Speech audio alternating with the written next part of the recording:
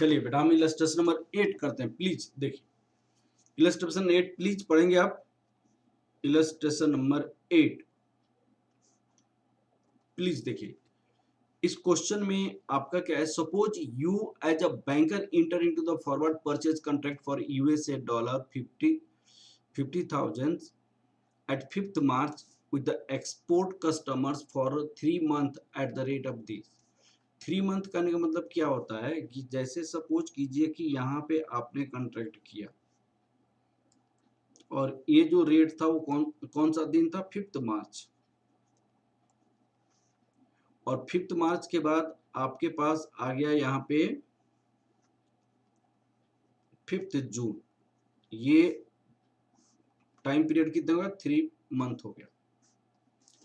और आपने बाई करने के कॉन्ट्रैक्ट किया हुआ है rupees bank by at the rate of forward contract rupees 59.60 पर डॉलर।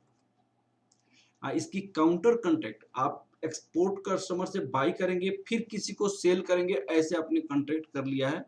अब वह सेल करने के लिए कॉन्ट्रैक्ट कितना में किया हुआ है, वह सेल करने के लिए आपने कॉन्ट्रैक्ट किया हुआ है यहाँ पे on the same day you also covered yourself to market this। आप उसको बेचने के लिए कॉन्ट्रैक्ट किया हुआ है, सेल करने के लिए कॉन्ट्रैक्ट किया हुआ है at the rate of rupees 60.6025 पर डॉलर। इस रेट पे सेल करने के लिए कॉन्ट्रैक्ट किया हुआ है, तो आपका 0.0025 आपको फायदा हो जाएगा।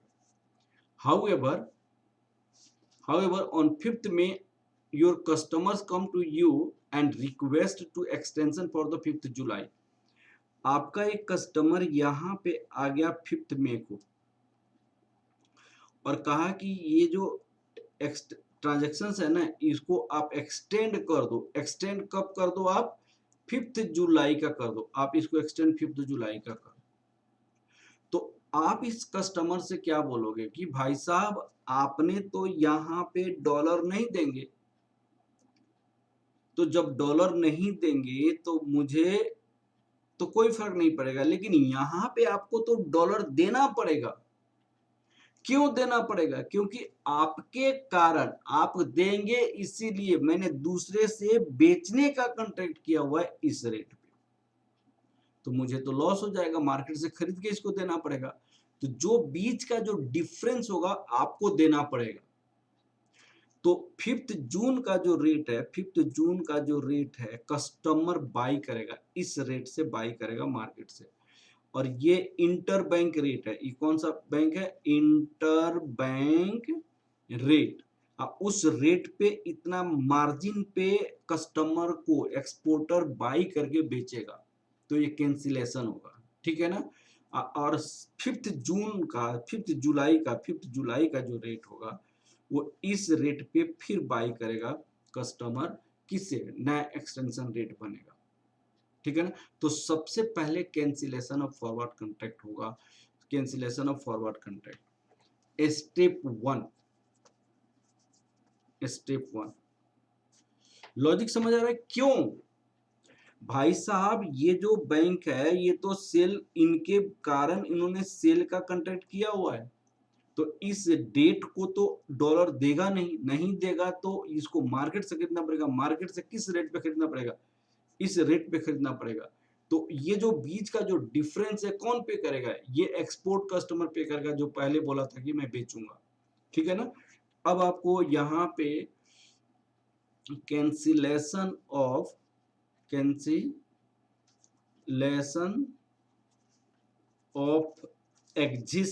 कंट्रैक्ट, आप एग्जिस्टिंग कंट्रैक्ट को कैंसिल करोगे। कैंसिलेशन ऑफ एग्जिस्टिंग कंट्रैक्ट को कैंसिल करोगे। Customer by dollar 50,000 at a spot rate of 5th July, exchange rate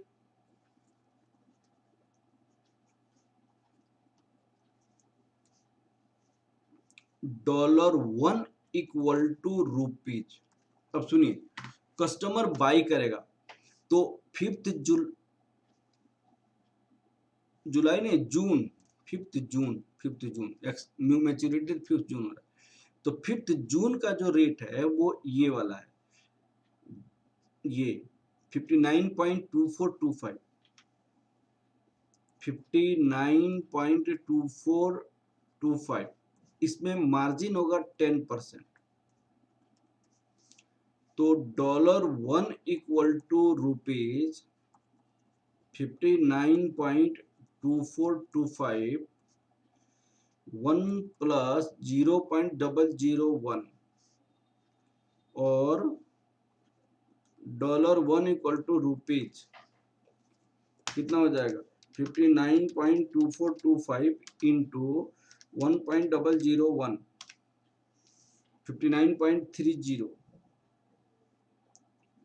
59.30। Bank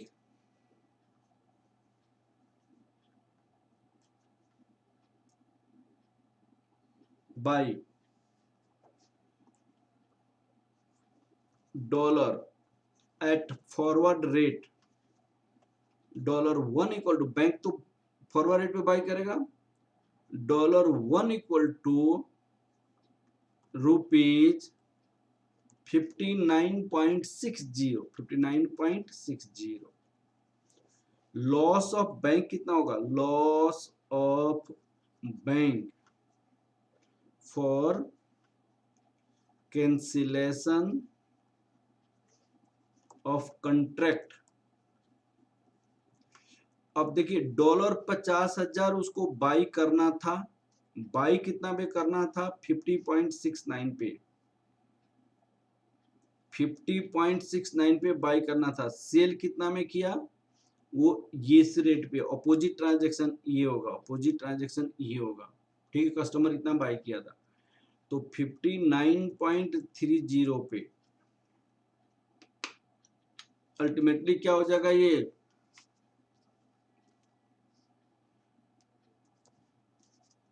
$50,000 into 0.30, 50,000 into 0.3, 15,000 bank को लॉस हो जाएगा। Extended rate for July, bank buys $50,000 eight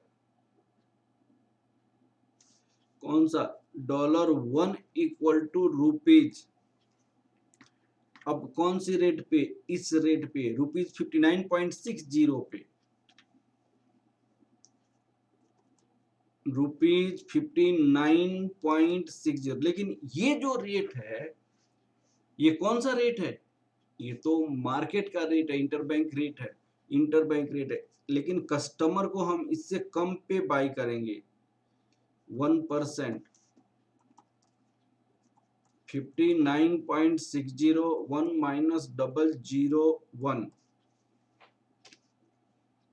1 minus 0.001 into 59.60, 59.5, 63, rate क्या है, 63 है, 63